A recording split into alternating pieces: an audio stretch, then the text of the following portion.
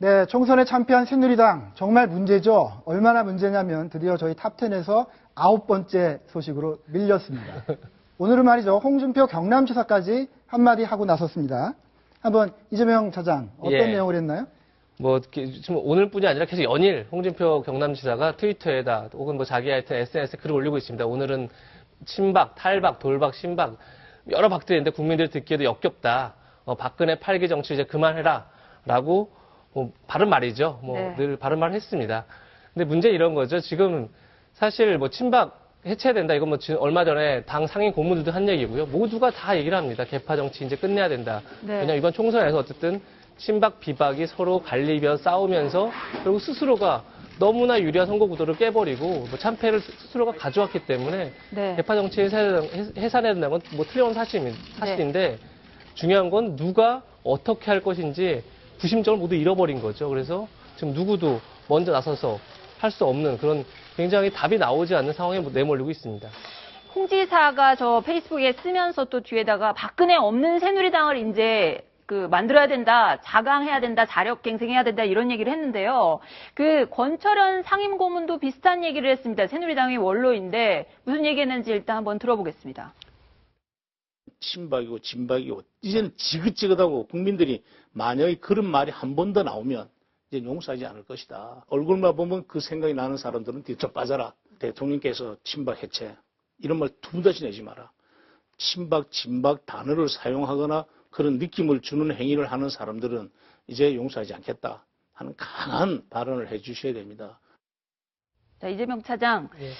개파 해체 선언을 해라. 친박 해체를 이제 대통령이 선언하라. 이런 주문들이 각계에서 지금 나오고 있는데 박근혜 없는 새누리당 이거 가능하겠습니까? 두 가지를 봐야 될 것 같습니다. 하나는 일단 친박 해체, 그러니까 개파 해체라는 얘기를 하는데 그걸 왜 박 대통령한테 해야 되냐 얘기를 하면 사실은 박 대통령도 이미 여러 자리에서 그리고 이미 기자 간담회를 할 때 지금 개파가 어디 있느냐, 친박이 어디 있느냐라고 얘기를 합니다. 사실 옛날 이명박 대통령 때도 다 했던 얘기입니다. 개파는 없다. 네. 근데 중요한 거는 개파가 없는데도 불구하고 개파가 있다고 모든 국민이 믿고 있고 실제 이번 총선에서 공천 내전에서 여실히 드러났죠. 개파 간에 얼마나 감정의 골이 깊은지가요.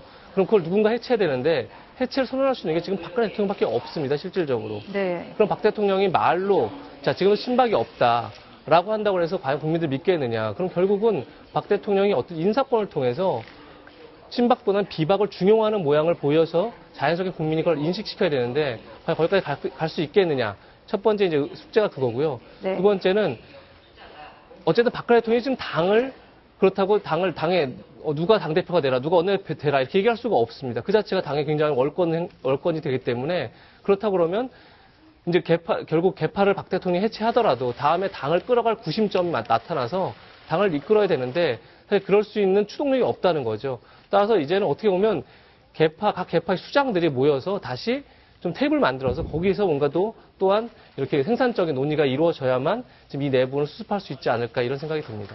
네, 청와대는 지금 움직이지 않고 있고 당내에서도 여러 목소리가 나오고 있고요. 이런 네. 상황을 저희 동아일보의 수석 논설위원인 최영은 논설위원께서 한번 유의가를 한 칼럼을 토요일자에 게재했습니다.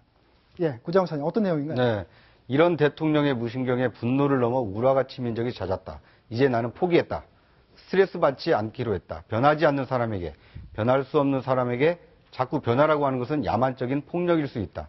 어떻게 보면 굉장히 좀 직설적으로 박 대통령에 대한 어떤 직격탄을 날렸다라고 볼 수가 있는데요. 네. 그러니까 이제 지금까지 변화할 것을 요구하고 요청하고 또 스스로 변화하는 것을 기다렸지만 이제는 그걸 더 이상 기다리지 않겠다.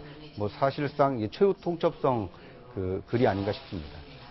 네, 이게 지금 CJ는 안 나왔지만 흔들어도 흔들리지 않는 바위의 비유를 했습니다. 네. 예, 그 정도로 우리 언론인들이 느끼는 그런 처참한 심경인데요. 네. 그런 목소리를 박 대통령이 들었는지 어쨌든 이번 주 화요일 날 각 언론사 편집 보도국장들 모아서 오찬을 한다고 하죠. 박 대통령이 2년 전에도 같은 자리를 열었었는데요. 그때 박 대통령의 언급을 먼저 들어보겠습니다.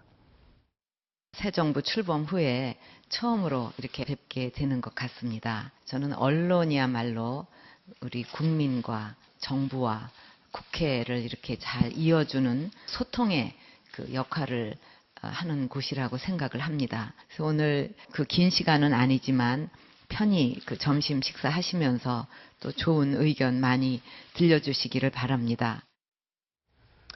고장훈 차장. 네. 저렇게 하면 소통이 됩니까?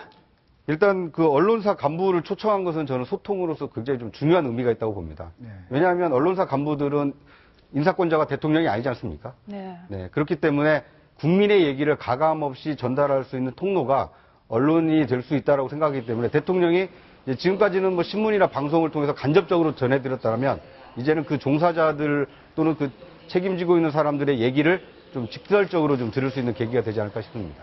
제가 당시에 이재명 이제 차장, 예. 청와대 계실 때 저런 자리를 많이 보셨을 텐데 한번 조언을 좀 해주세요. 이번에 좀 어떻게 좀 다르게 좀 해보십시오. 바위에게 조언한다는 게 맞는지 잘 모르겠지만요. 지금 제 2013년도 그 임기 초에 저렇게 간담회 할 때 제가 이제 청와대를 출입하고 있었습니다, 당시에. 네. 당시에도 굉장히 상황이 어려웠습니다. 인사 실패로 인해서 굉장히 이제 인사에 대한 문제가 지적이 많았었고, 더더욱이나 중요했던 게 윤창준 전 대변인이 미국 순방 중에 성추행이라는 굉장히 사실 유례없는 이제 사고가 나서 지지율이 이제 계속 떨어지고 있었죠. 그때 이제 처음 열었던 게 저 간담회입니다. 간담회를 통해서 박 대통령이 굉장히 많은 점수를 얻었습니다. 왜냐하면 당시에 굉장히 많은 언론사의 날카로운 질문에 네. 하나도 변명하지 않고 그대로 답을 했습니다.